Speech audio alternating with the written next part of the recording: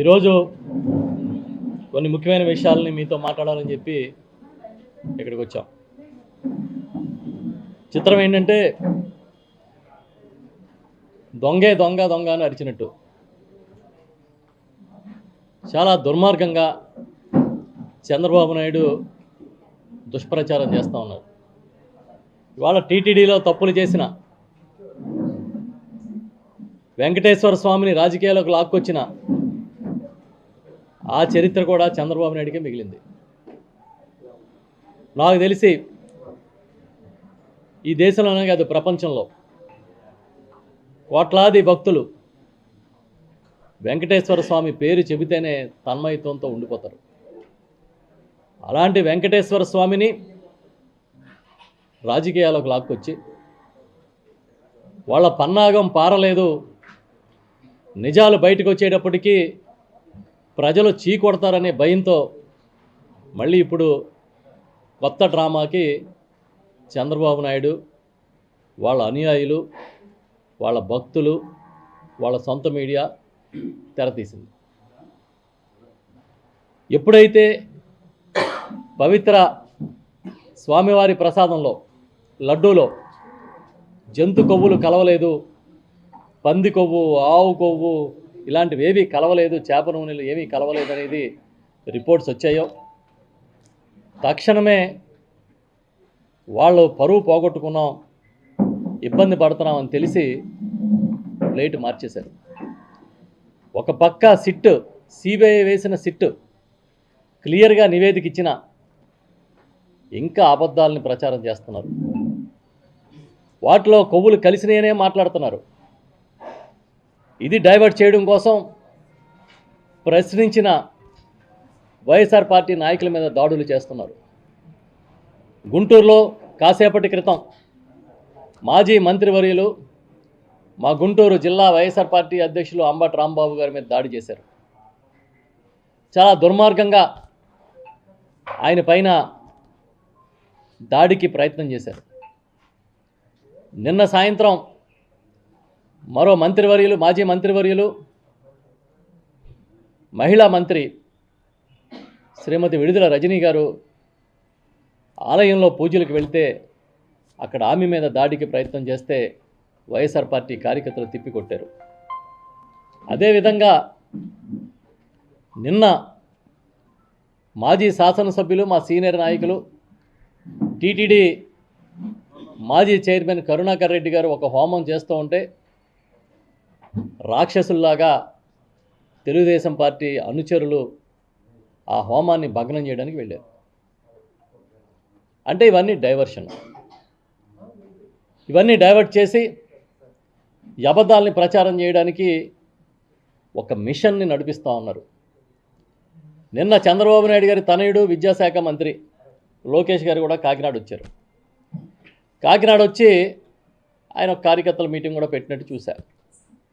ఆ వీడియోలు చూస్తే ఆయన కార్యకర్తలకి ఏదో భరోసా ఇచ్చినట్టుగా లేదు. అది జగన్మోహన్ రెడ్డి గారి మీద విషాన్ని వాళ్ళ మెదడులో నింపడానికి ప్రయత్నం చేస్తున్నారు. ఏ వేదికైనా అవ్వచ్చు, దావోస్ వెళ్ళినా జగన్నామ స్మరణే, కాకినాడ వచ్చినా జగన్నామ స్మరణే, నిద్దట్లోని జగన్ గారి పేరు కలవరిస్తున్నారు.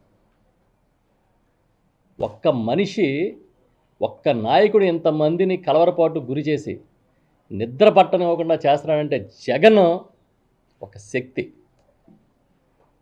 చంద్రబాబు వాళ్ళ మద్దతుదారులకి నిద్రపోనివ్వట్లేదు వాళ్ళ అధికారంలో ఉన్నా కూడా. అంటే జగన్ అంటే ఎంత భయం ఉందో చూడండి. అందుకే మేము కూటమి కలిసి ఉంటాం, కూటమి కలిసి ఉంటాం, మమ్మల్ని ఎవడో విడగొట్టడు, మమ్మల్ని ఎవడో విడగొట్టలేడు. మిమ్మల్ని ఎందుకు మేము విడగొడతాం? అసలు మాకేం అవసరం? లోకేష్ గారు నేను ఎక్కడో చెప్పినట్టుగా పత్రికలు వచ్చినాయి, మా కూటమిని ఎవడో విడగొట్టలేడు, మీరు కలిసే ఉండండి, మిమ్మల్ని విడగొట్టడానికి మేమేం అవసరం లేదు.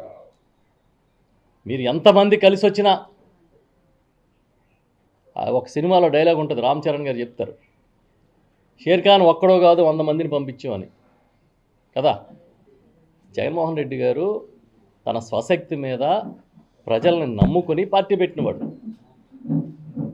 ఆ పార్టీలో ఇవాళ సామాన్యులు, పేదలు, బడుగు బలహీన వర్గాలు జెండాని ప్రేమగా గుండెల్లో పెట్టుకుని మోస్తున్న వాళ్ళు ఉన్నారు. మీరేం చేస్తున్నారు? జగన్మోహన్ రెడ్డి గారి మీద ఒక విషయాన్ని ప్రచారం చేస్తే, ఏదో పాత పూర్వం ఒక సామెత, ఒక కథ ఉంటుంది, బ్రాహ్మడు నల్ల మేక కథలాగా. ఒకే అబద్ధాన్ని పదే పదే చెప్పి జగన్ గారి మీద విషాన్ని మెదడులో నింపే ప్రయత్నం చేస్తున్నారు. కానీ మేము చెప్తున్నాం, ఇవాళ పవిత్రమైన వెంకటేశ్వర స్వామిని, కలియుగ దైవాన్ని రాజకీయాల్లోకి లాక్కొచ్చింది చంద్రబాబు నాయుడు, ఆయన మద్దతుదారులు, మద్దతు పార్టీలు మాత్రమే. ఆ రోజు పచ్చి అబద్ధాన్ని వండి మార్చి, ఒక రిపోర్ట్ లేదు, ఒక ఎంక్వైరీ లేదు, ఒక ఎఫ్ఐఆర్ లేదు, ఏమీ లేకుండానే చంద్రబాబు నాయుడు లాంటి వ్యక్తి ఆయన చాలా ఈజీగా రోడ్డు మీదకి వచ్చి ముఖ్యమంత్రిగా చాలా సింపుల్గా మాట్లాడేశాడు. తిరుపతి లడ్డూలో ప్రసాదంలో కొవ్వులు కలిసినాయి, జంతు కొవ్వులు అన్నట్టుగా కల్తీ జరిగిపోయిందని మాట్లాడేశాడు. డిప్యూటీ సీఎంగా ఉన్న పవన్ కళ్యాణ్ గారు రోడ్డు మీదకి వచ్చి అసలు సనాతన ధర్మానికే విఘాతం కలిగింది అని చెప్పి ప్రాయశ్చిత్త దీక్ష చేస్తున్నానని దీక్ష చేశారు. ఈ దేశంలో నిజమేనేమో అన్నంత పరిస్థితిని క్రియేట్ చేశారు. కానీ తిరిగి చూస్తే సుప్రీంకోర్టు ఆ రోజే చెప్పింది, ఇది తప్పు, ఇది బాధ్యత రాహిత్యం, చంద్రబాబు నాయుడు ఇలా మాట్లాడడం తప్పు అని ఆ రోజే చెప్పింది. ఇంత దుర్మార్గంగా రాజకీయాలు చేయకండి అని కూడా ఆ రోజు సుప్రీంకోర్టు చెప్పింది, వ్యాఖ్యానించింది. అయినా సరే ఎక్కడా తగ్గేదే లేదనుకుంటూ రోడ్లెక్కి ప్రచారం చేశారు. ఇప్పుడు సిబిఐ సిట్ నివేదిక ఇచ్చింది. ఆ నివేదికలో చాలా క్లియర్గా ఇందులో అవశేషాలు లేవు, ఏమీ లేవు, జంతు కొవ్వులు లేవని రాస్తే ఈనాడులో రాస్తారు ఇవాళ. అంతే. అసలు నిజంగా ఈనాడు ఇలాంటి పత్రికలు ఉండడం అనేది చంద్రబాబు నాయుడు గారు పూర్వజన్మ సుకృతం అనుకుంటుంది. ఎందుకంటే ఈయన ఏ తప్పు చేసినా ఈనాడు, ఆంధ్రజ్యోతి, టీవీ5 ఇలాంటి కొన్ని మీడియా సంస్థలు భుజాన్ని వేసుకుని రాజుని మించిన రాజభక్తి ప్రదర్శిస్తున్నారు. అసలు అంత దారుణంగా జర్నలిజాన్ని ఆ స్థాయికి తీసుకొచ్చినప్పుడు ఎవడో కనపడ్డది. ఇవాళ ఈనాడులో రాస్తారు, చాలా చిత్రంగా రాశారు. పొద్దున్న చూసి అసలు అది అవ్వాలా, ఏం చేయాలో అర్థం కాదు. వాళ్ళు ఏం రాస్తున్నారంటే, ఎన్డీడీబీ నివేదిక సిట్కి ఎలాగ ప్రామాణికంగా ఉంటుంది, ఇది ఎందుకు ఎన్డీడీబీకి సిట్టు అక్కడ పంపించాలి, వాడు అందులో కొవ్వులు లేవంటే జంతు కొవ్వులు అంటే లేకుండా పోతాయా అని రాస్తూ ఒక వితండవాదాన్ని రాశారు. దాంట్లో ఏంటంట,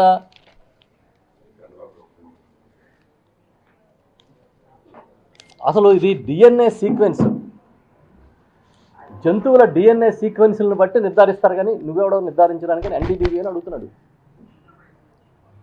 మొత్తం ఈ వాళ్ళు రాసిన కథనాలు చూస్తే జగన్ గారిని ఇరికించలేకపోవడం చంద్రబాబు నాయుడు గారి చేతకంతనం అన్నట్టుగా బాధపడుతున్నట్టుగా ఉన్నాయి.